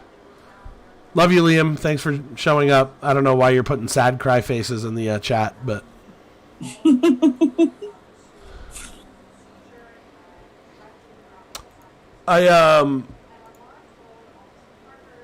I'm surprised I've had you tacitly agree with me as much as you have, to be honest. I was expecting more pushback from you on this. No, not really. I'm making sense? Yeah, it makes sense, but your argument comes... The arguments that you have made, other than when I think we were trying to establish maybe some common ground, in the first half hour, I think from what I've heard, I don't know if they are that far off. So, for example, even when I was in religious circles, I'm like, to me, one of the things that I've always spoken about when I've spoken to religious circles has been, without free will, you can't have genuine love without free will, because at that point you don't know what you're choosing either for or against. Yeah, I agree. So you need free will in order to do that. Why do you have to have why do you have to have so-called genuine love? Well, because if you don't know that there's a choice, right? And so let's just say I have a can of Coke and a can of Pepsi. Okay. And all you ever have known is that Coke is in the world. You've never known that there was ever a Pepsi. Sure. You may say that you love Coke, but I didn't give you, or there was never a choice to choose between Coke and Pepsi. You've just always known that there's always been Coke in the world, and so you think that you may like or enjoy or maybe even love drinking Coca-Cola. Sure. But then all of a sudden, I introduce Pepsi to you, and then you're like, oh, wait a minute. Like, I think Pepsi tastes sweeter. What's funny is you're actually making an argument for determinism. I don't know if you know that, but this is actually one of the arguments for the truth of determinism. But go on. Yeah, and so in that argument for me, it's like, if I don't know any better, this is all I'm going to ever say was, But now that I have a choice between A and B, if I actually choose B, for instance, right, then I feel like I chose B because I got to study it in whatever way or look at it whatever way I wanted to. Weigh out pros and cons or whatever my So let me stop you there, right?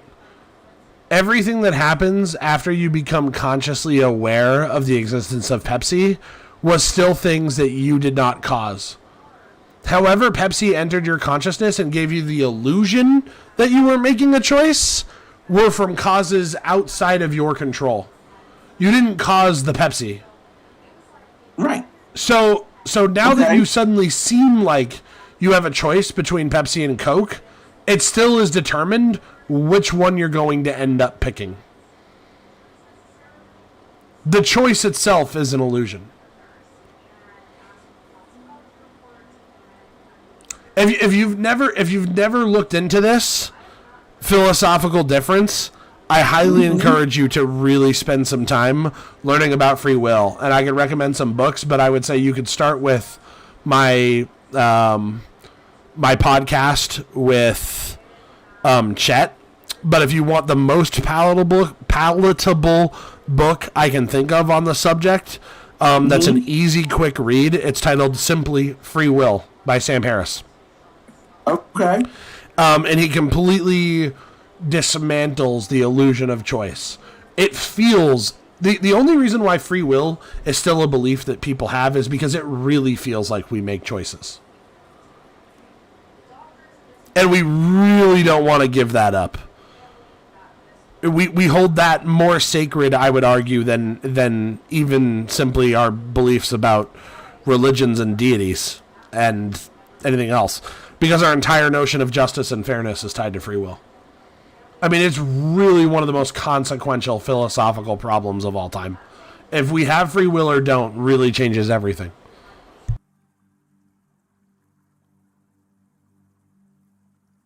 Well, we'll table that for a different day. Yeah. But I think you're at least on board with me that if we're disagreeing about these underlying philosophical things, or more importantly, let's actually take that free will, right? Maybe I'm wrong, or maybe you're wrong. Who knows, right? But us not agreeing on it means we can't construct a fair and just society, because at bottom, we don't even agree on how the rule book should be played, or what the rule book should look like. Because we have such a fundamental difference underneath everything that even if we tacitly agree, okay, we'll compromise and meet somewhere in the middle and we'll use the rulebook sometimes and not other times, someone is going to be unfairly treated in that process.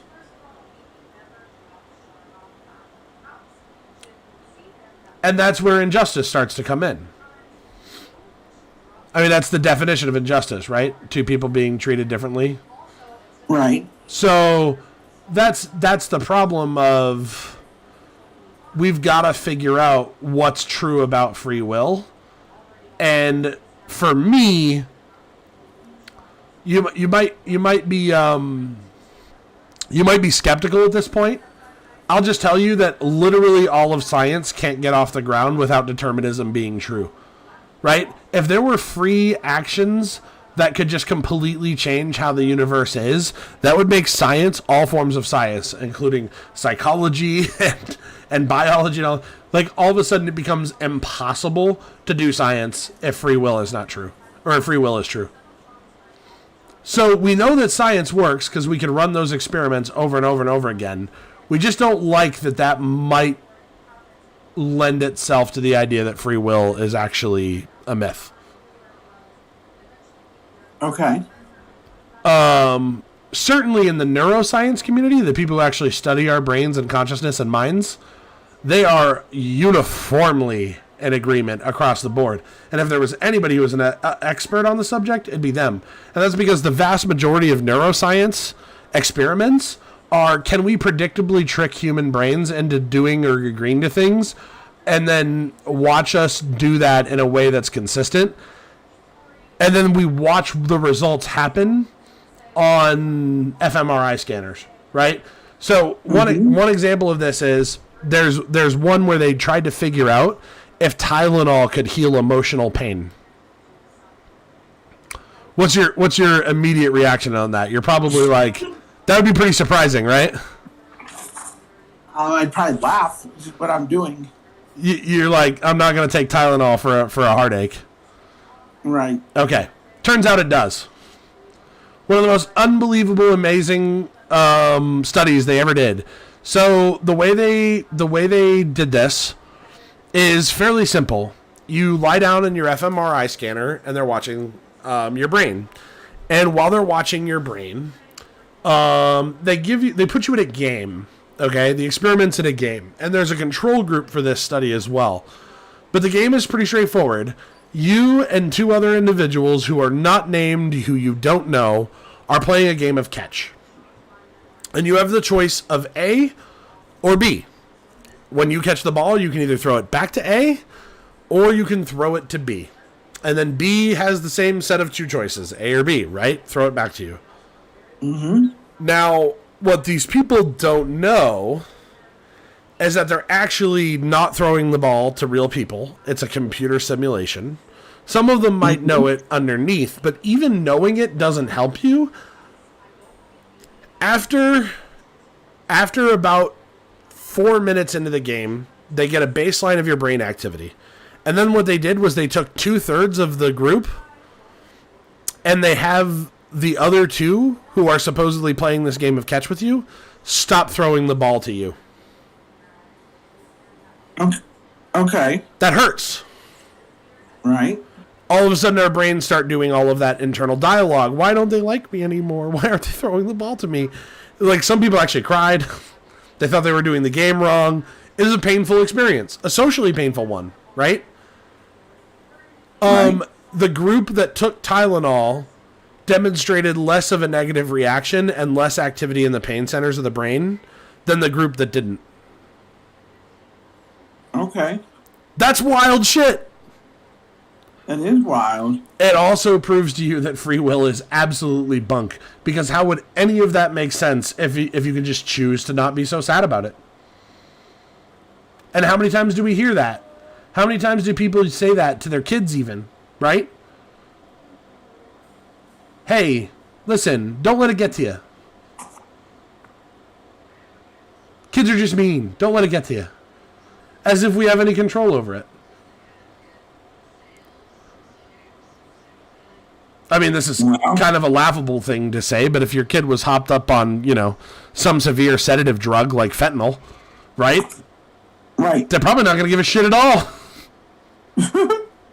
They're going to be like, whatever, don't throw the ball to me, man. So, there are clearly external causes that explain everything. And if that's true, it's really problematic for religious conceptions of morality. It's really problematic for our entire justice system. And until we solve it, and until we agree, we're fucked. Because that's the source of so much of our disagreements, even when we're not aware that it's actually the cause of our disagreements. Because I think it's fair to say, before I brought up a lot of these points to you, you wouldn't have even thought that they were problems for your theory. Right? Probably not, but I don't think that they are now. I mean, I hear what you're saying, but that's why I was like, I think for a different conversation, we can jump down that rabbit hole a little bit more. So even hearing all that, you'd think, I'm curious how you think it still holds up that we've got to do something about the Karens now. Then I think I think that we have to do something with them because like I was saying in the beginning, here is a type of person. I agree with you, and I think that when you say that this is a symptom of an underlying problem. Sure. But I do think that we have to fix the underlying problem, which would then fix the symptom. Okay. So therefore, do I think it needs to be fixed? Yes. Do I think that it needs to be fixed on on a symptomatic level, no. I think we need to take a look at the underlying roots that we talked about tonight. Take a look at ways that we can correct those, or I don't even know if I want to use the word correct. Maybe. Well, we could start by agreeing that they're a problem. Huh? We could start by getting more people to agree that they're a problem, because most people don't. I mean, even when you push back on people, most people will literally jump through every hoop they can possibly find to defend private property. And they'll do the same thing for free will, by the way, in my experience. When I press people on both of those fundamental philosophical differences, you will never, ever see a more, I don't know how to put it, a more visceral reaction of people willing to, like, really fight for something. They take it personal. Yeah. So it's incredibly hard to fix. Yeah, I guess maybe problems for your theory isn't the right word, but I guess what I should say, you probably didn't even think there were layers to what you're noticing. Because I think what you're observing in reality is evidence of a, like you said, a symptom, right? And just like the doctor looking at a disease, symptoms aren't the cause of a disease. Symptoms aren't the disease themselves. They're just a piece of evidence that indicate that we've got to find the disease. But sometimes the cause of the disease isn't evident at all. And I think that's the case in a lot of these problems in modern life, is the causes are not obvious. Right. Well, actually, I know it's true because, so I did another episode on the show in the last month called Is Bo Burnham a Comrade? And the suggestion that I was making is Bo Burnham's recent comedy special, Inside, actually is making the point that capitalism is to blame for virtually every single one of the things that we see now as symptomatic of the worst things in our society. He has this song called Welcome to the Internet that's like, look how fucked up the internet is. He has the song called White Women's Instagram that's like, look how dumb white bitches are. You know, like every single one of these songs is really funny. They're really clever. But if you actually look at the transitions in between the songs on the special and you listen to some of the sneaky kind of subverting things that Bo says, he's making this point that the original invention of capital was the big problem that all these other problems stem from. So I went through the entire script of the show. And I did this. It took me like an hour and a half to talk about. And I did a whole episode on it titled Is Bo Burnham a Comrade? Because he certainly seems to be a Marxist based on a lot of the shit that he says. And yet, if you go look up the comments on his videos, you will find a bunch of Marxists like myself who agree with Marx's philosophy. And you will find us relentlessly trying to convince people that Bo Burnham is on our team, and a whole bunch of people being like, nah, he's just a funny kid. Yeah. Because it's not obvious. It's not obvious that what he's saying is true. It takes some work. It takes some intellectual courage. It takes some intellectual honesty to address some of these underlying problems. And that's something we're all lacking. And because I'm a determinist, it's not our fault that we lack it. We've just got to figure out how to get people to lack less of it. Right. So that's where I'm at with it. But I'm 100% on your side, and I'll say this. I mean, fuck Karens, and if one of them is ever messing with you, tag me in. Okay. All right. I can do that. Yeah. It's so funny because I can think so clearly and philosophically about these things when I'm in the space to do it. And then when I see these situations happen in real life, I'm just as guilty to my apish impulses as anybody else. Because I get mad. I get real mad. It's Maybe only... You should put a sticky note. What's that? You should put a sticky note somewhere that says, don't get mad. Don't get mad. Right. Tell her about Karl Marx. Right. Yep. Don't get upset. Right? Don't be bitter, reconsider. Wouldn't that be funny? Ma'am, I realize that you just said a racist comment about one of my employees, and I understand that that's not your fault because I'm a determinist. So before I stop you from going any further, let me just also help you realize that the whole reason why you did that is because of the fundamental belief in property rights. You think that you have a right to more property than Marquise here, and oh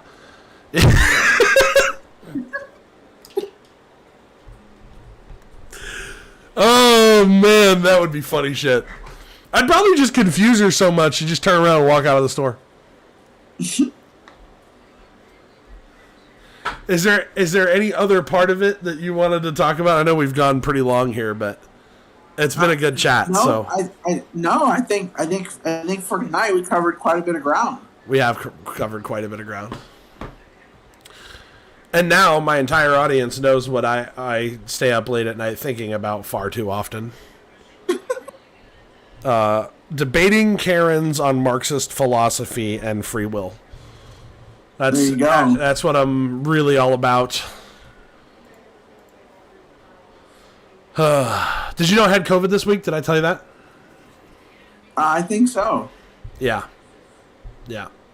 That's we're kind of dealing with the fallout from that right now. So because Micah's not going to be able to go to work this week because her symptoms started over the weekend as well. And that's just a side note that I kind of want to end the stream on because I think this is important. One of the impacts of COVID that I think a lot of people overlook, and this is another problem of capitalism, is the ripple effects of the impacts on everybody, right? Because just because I start quarantine doesn't necessarily mean that my wife starts quarantine at the same time. Or maybe she does because she's had an exposure, but then she develops symptoms 5 days later. So now she gets an extra 5 days on top of her quarantine. And maybe her company, for example, might not have pay time off for COVID quarantines anymore. No. See what I'm saying? Yeah.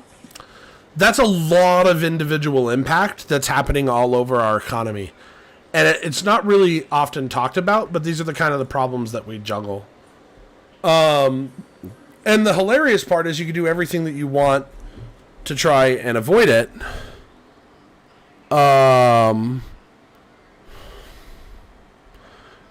But at the same point, what I do for a living is manage multiple stores and travel in public places to do so.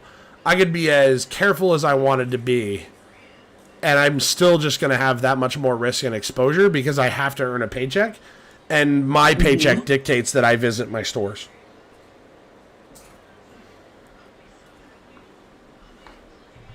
It's a real big problem. It's a real big problem. So just keep that in mind if you're out there in the audience that get your shots. They help. Still be careful. COVID's still causing lots of real impacts. And, it's it created a lot of situations that required our immediate shuffling of our life, like not being able to have the kids this weekend and all kinds of other stuff. So be empathetic to those around you who are dealing with it too. I gave it to one of my employees and I feel terrible about it, even though I know it's not really my fault. I had no way of knowing I was even sick when I gave it to her. I was not symptomatic until 2 days later. But she got her positive test on the same day as me, and we spent an entire day of work together. So it's pretty safe to assume that it was me. So I have really appreciated this conversation. I think it was insightful for both of us.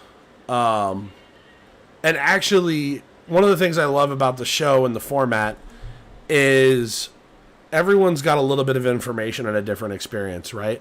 The way I talked about some of these things as a response to you for things that I feel like are true or fundamental or philosophical, it changes how that conversation is and maybe how I will have it in the future and gets us closer to the truth when we have a little bit of disagreement. It's fun to disagree, and I think it's good for people to see that you can do so in ways that are respectful and get both people closer to the truth, and I think we did that. Is that fair? Yeah, that's fair. All right. Was I unfair to your view at any point or anything like that? I think where we had differences, I think we were calm about it. We both made efforts to listen and to understand, and that's one of the biggest takeaways that I'll take away from it is that we can have conversations like this, and that if we truly come to the table with the intent of trying to listen as opposed to trying to tell, I think at the end of the day, I think it really made a difference. Yeah. Well, and I think another follow-up episode I'm going to do is just what the Socratic method of discourse is, right? What is it to actually provide counter-argument in a way that's not meant to just tear someone else down or reduce their point, but to say, hey, I hope your point's true, but how do you feel about this? Doesn't this present a problem for what you think? Isn't this a contradiction, right? That's a very different thing, and it's something that a lot of people don't have the ability to do respectfully. So I hope we will continue to demonstrate it on this show.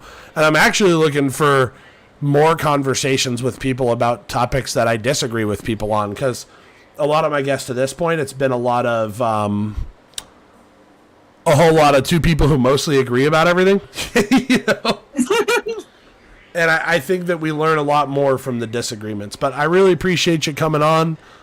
I'm going to fire back up the tunes a little bit here for everybody. Hit that ending screen. I appreciate everybody for coming. Please tell your friends. And for you, Diana, the full live recording of these goes on YouTube. I think I told you that. But anybody can come subscribe and watch our stream after the fact. So once I'm done streaming, just that whole recording goes straight to YouTube, which is really, really cool. Okay. So, yeah. Well, thanks for having me on the show. Thank you for coming on the show. I really appreciate it. I really appreciate